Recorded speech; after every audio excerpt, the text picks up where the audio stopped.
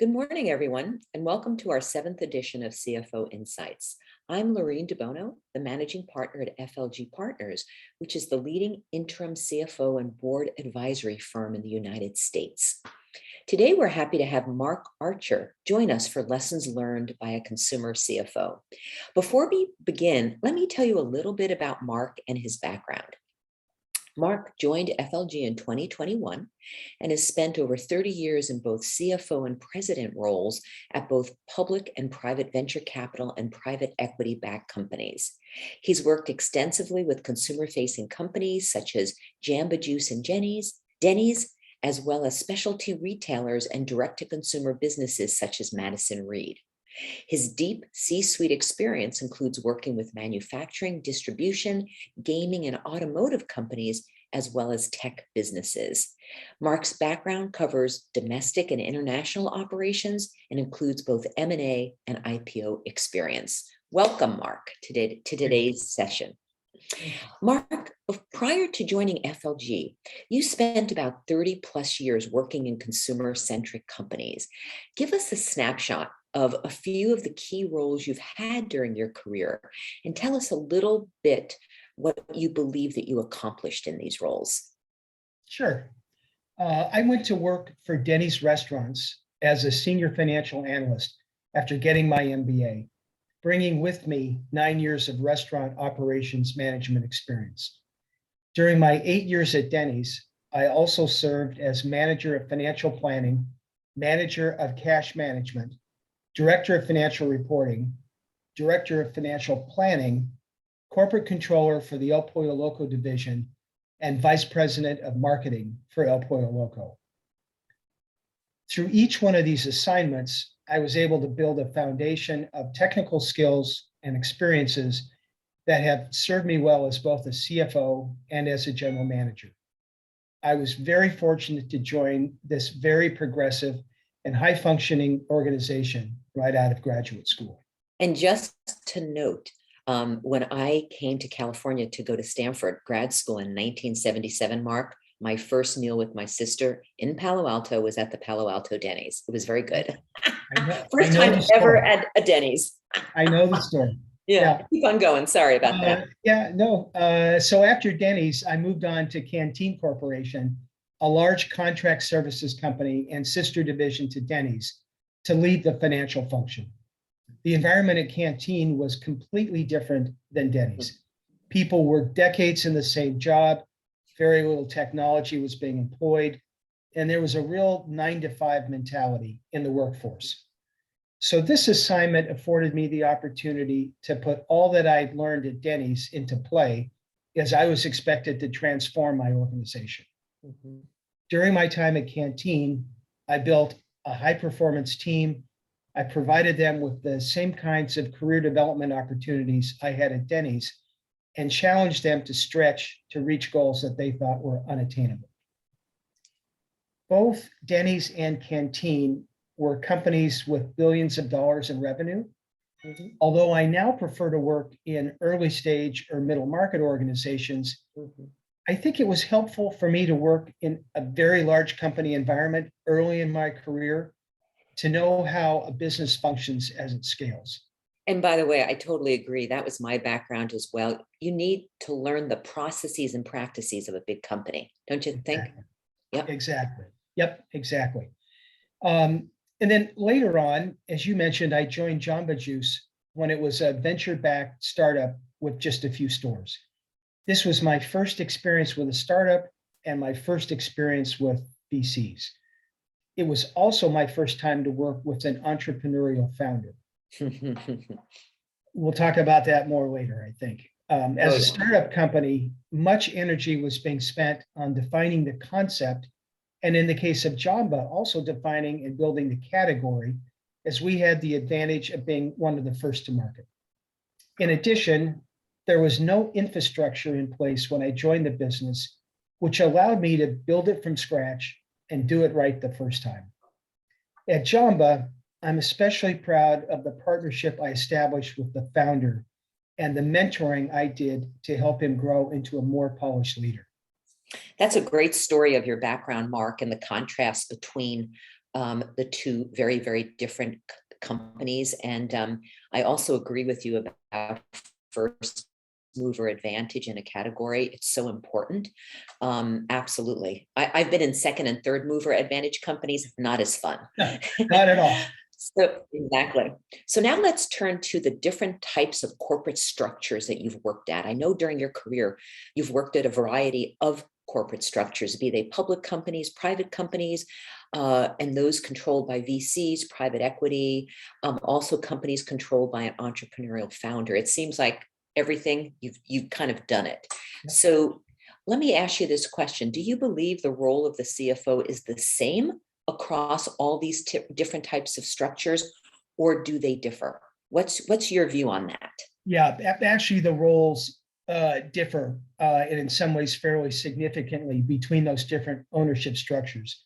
Let's start with a public company. CFO there is very outwardly focused with the board, with investors, with analysts, with bankers.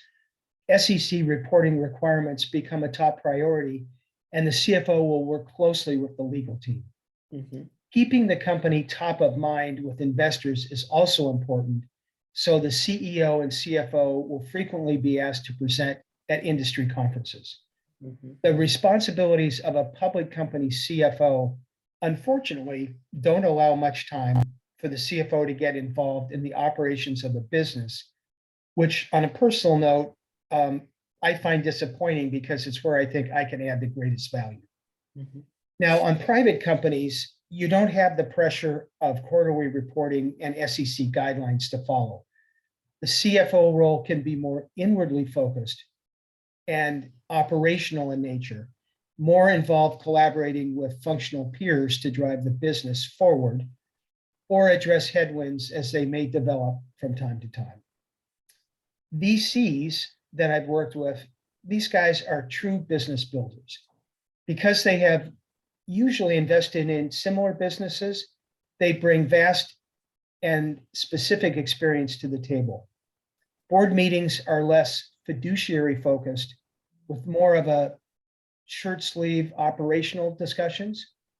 I've also found them to be more understanding and supportive when the company is experiencing headwinds. I don't know if that's because they've seen it all before and are accustomed to businesses facing challenges, or maybe it's because the potential returns are so significant they can afford to be magnanimous. I don't know about the latter. That's a stretch, Mark, but keep on going. Okay. Private equity funds typically purchase mature businesses that are being sold because the previous owner is monetizing some or all of their investment, or the business is being sold by another PE firm, or the business is being carved out as a standalone unit, formerly a division of a larger company. Because the business is mature, my experience is that PE firms focus more on operational execution and on balance sheet management than they do on concept development. Big time. Yeah. And with PE firms, there's typically complete alignment about growing EBITDA in anticipation of a future liquidity event. And so that brings me to talking about entrepreneurial founders, which is a completely different situation. One entrepreneur I worked for always referred to the company as his baby, and try as he made, was unable to step away from the business. Founder owners, having worked in all positions in the company when it was a startup, rightly feel they have the most expertise to bring to the table on any given subject. The trick is for them not to overwhelm and disempower the management team. I would tell you as a CFO, I've often found myself working to maximize the founder owner's wealth, which at times has conflicted with what the management team felt was best for the business. Excuse me. One last thought on founder owners. They tend to look at the business differently from professional managers. This can have a real 1 + 1 = 3 effect. When both parties respect the value of their differing perspectives and seek solutions that include the best of all elements, great things can happen. So, I would say that I agree with you on most of those points. I find in my own experience that founders can have that profoundly positive effect on the business, Mark. But what I've also found in my experience, and maybe you have as well, is boy, founders can have blind spots too, right? Yeah. And some big ones, especially what they don't know. And then also in that area of when it's really time to bring that professional CEO in and for them to step aside from the day-to-day management. Those are two tricky areas that founders, in my own experience, seem to have kind of issues with. Yeah, that was my example of the one individual who, called the company his baby, and he couldn't keep his hands out of it. And, a very talented guy and now very wealthy, but what was very problematic. I spent A probably lot of time, a probably third of my week managing him. managing him or her. Exactly. Yeah, exactly. Exactly. Now let's shift gears and talk about talent, because I know that this is a subject near and dear to your heart. So much has been said recently about the war for talent.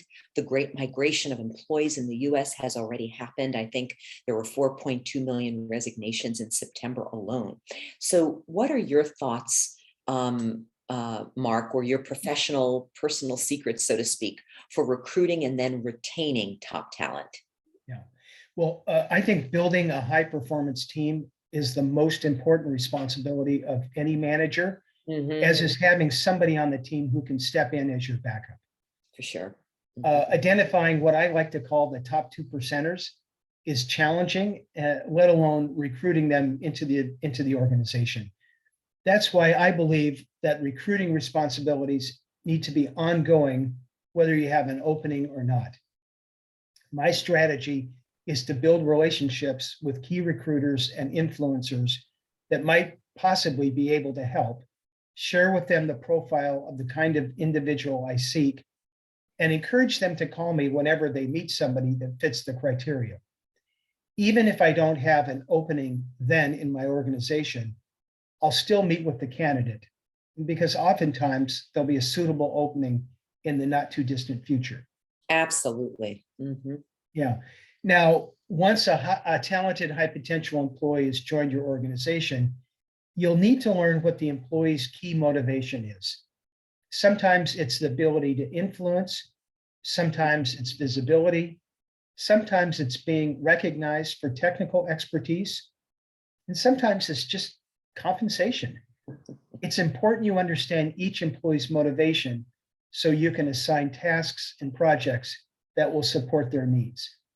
When I see leaders managing all of their employees the same way, I know they're not being as effective as they could be. Completely agree on that point. I've always figure out what really motivates that particular employee, give them what they need, and then their loyalty to you is unbelievable. Their motivation and their drive, they perform at their highest level, right? Agreed. Totally agree. Yeah. The other part I think is important, particularly with high potential team members, is taking an active interest in their careers and providing them with opportunities to build their skills.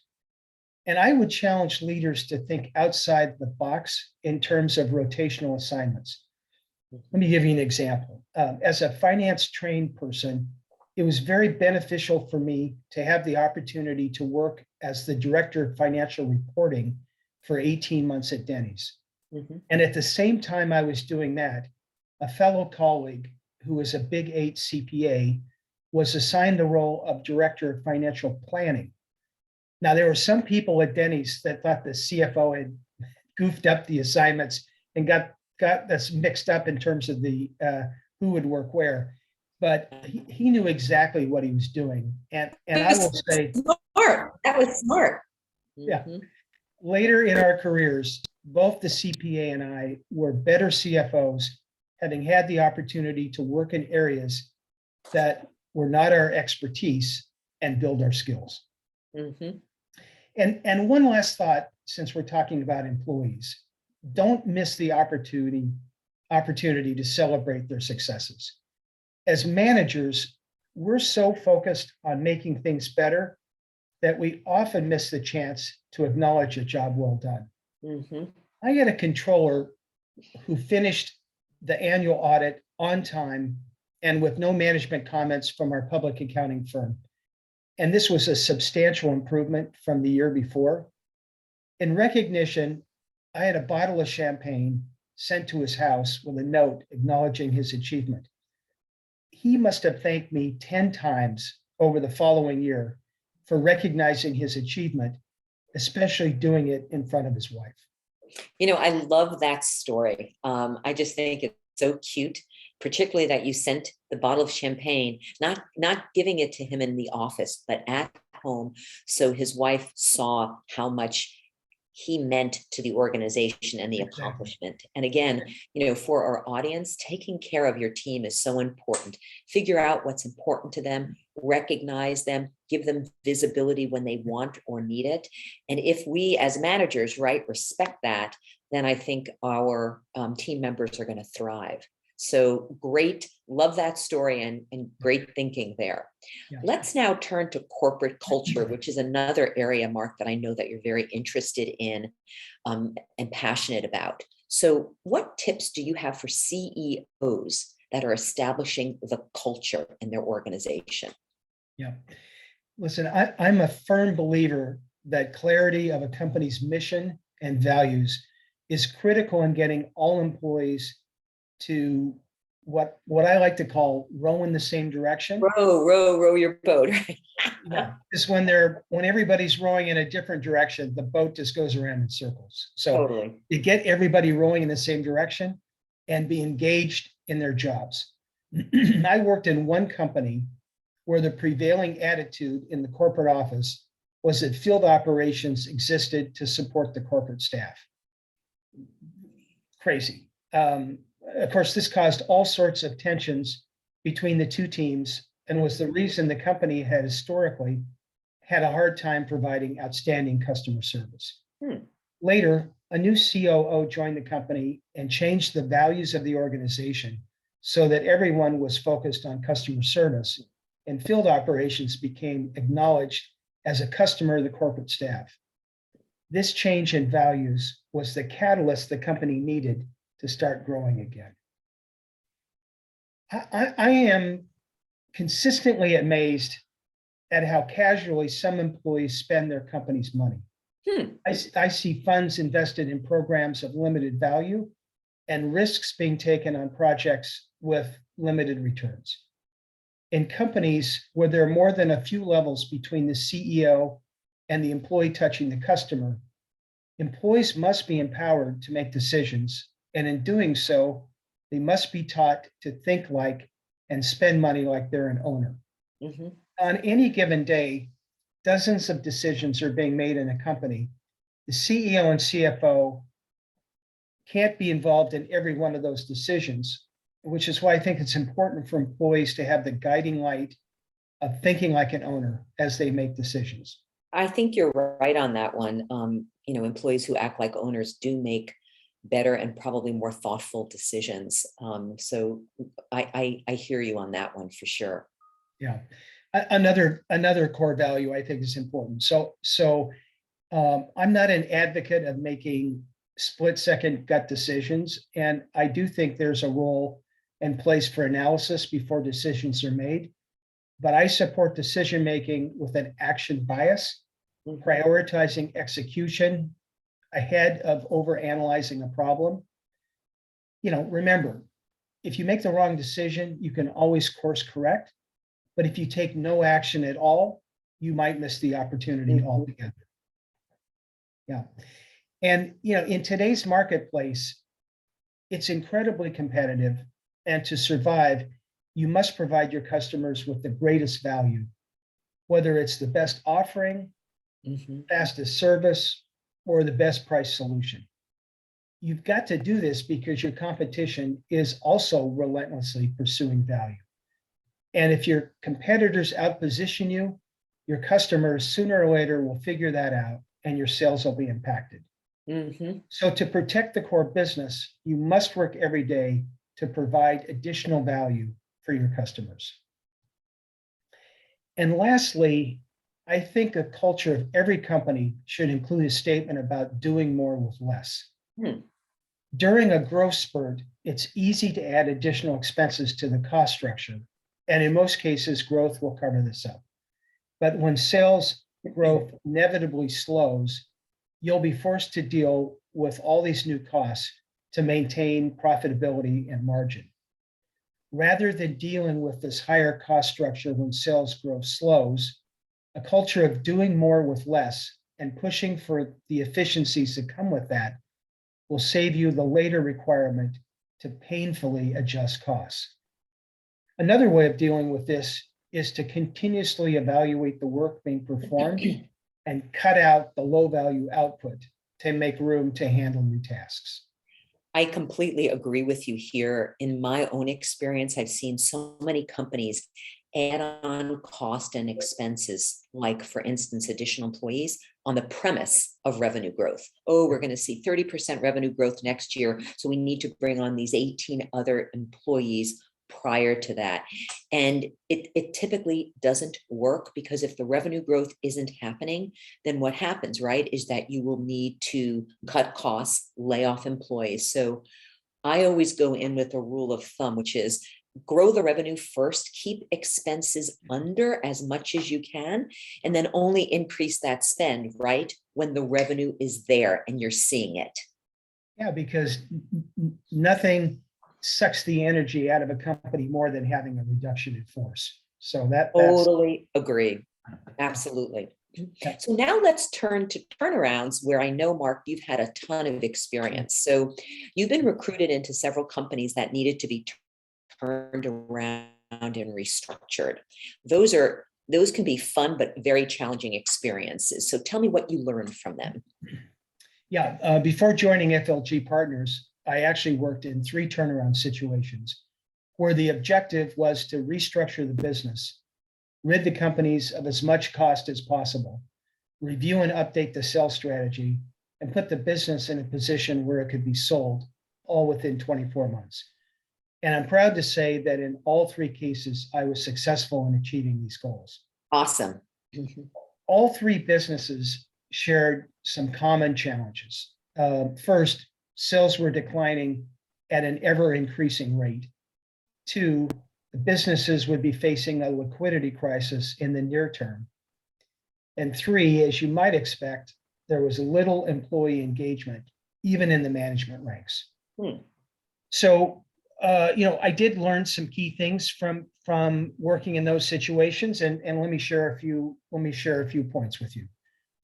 First of all, the company isn't going to be successful unless the senior leadership team is engaged, working together, and, like I enjoy saying, rowing in the same direction. Yep. Individual leaders must have the ability to pivot as required and the capacity to execute their jobs as they may be newly defined. Unfortunately, immediate change is required for those who won't fit going forward. Second, management and the owners of the business need to agree on what the business strategy will be. It'll be hard enough to navigate one pathway. If the board and management aren't in sync, the turnaround won't be successful. In one company I worked at, Bain was retained to do a strategic review of the business, and their recommendations became the roadmap moving forward. In another company, Alvarez and Marcel was retained to develop a new sales strategy. And in a third company, it was so plainly obvious what needed to be done that no outside consultants were required. Thank God for that one, because I've been in too many companies where we bring the outside consultants in, and they almost, this is sad to say, but they almost sometimes create more problems than there had been. So interesting. Amen to that. Third point, keep focused on executing the plan and doing the few most important things well, quickly, and comprehensively. In a turnaround where there are so many things that are broken, it's easy to get sidetracked by the easy to accomplish but low value problems. Fixing those is not going to right the ship. Here's another thing I learned. Be calm. So important, even in the heaviest of storms. I've learned that during a turnaround or a restructuring, employees pay much more attention to the CEO and CFO, assuming correctly that they're in the know about the future of the company. What I learned was that in addition to the words that I spoke, employees were paying particular attention to my body language. If I looked worried or nervous, they would assume something was wrong, no matter what I said. And as it always seems to be the case, people will automatically assume the worst. So it's important to be calm and keep a steady hand on the tiller. Mhm. And lastly, communication is critical. Frequent, honest, transparent to the owners, to the board, to the employees, to the banks. Part of the reason for doing this is to help build trust with all these constituents. And part is that in the absence of actual information, people will make up their own information. Absolutely. Yikes. Absolutely. Yeah. You might challenge the notion of frequent and honest communication with employees, but I believe it's just as critical as with the other groups. For a turnaround to be successful, employees must re-engage in their jobs. And to do so, they need as much clarity about the future as is possible to share. I did weekly town halls with an agenda that included a discussion of the status of the turnaround, future milestones to be met, cost savings achieved, new sales booked, and a celebration of any critical milestones met. Communication is key in these turnaround situations. I have found in my own experience, I did one recently before I took on the managing partner role. And the CEO did a good job, but not a great one in terms of making sure that the employees knew what was going on, were given the information to continue to do their jobs effectively. So, but he could have done even more. And because of that, some employees did feel that they were left in the dark, and they ultimately left the company, and they were needed employees. So I agree with you. They need to know the path for the future, over communicate rather than under communicate, right, Mark? I And agree. then if you leave employees in the dark, they will leave. So please take the advice that that you just provided to our audience. Yeah. So I have one last question as we head into 2022, and who really knows what that year is going to look like, right? Yeah. But in terms of your future areas of focus as an FLG partner, tell me what you're thinking about. Yeah. Well, as you said earlier, my background really is a generalist. And so I'm pretty agnostic about the industry that I work in. Right. And I'm comfortable working in both public and private companies. I like doing transaction work, such as leading an IPO or other fundraising activities, doing M&A work, even selling a business. I've done that a number of times. Mhm. I also like playing coach to the CEO or the CFO or the finance team. I think what's most important to me is making an impact wherever I am and adding value to my client. Those are great last notes, Mark. So again, thank you for joining us today. We're so excited to have you as a partner. And I hope that our audience enjoyed the conversation and learned things from Mark's experiences.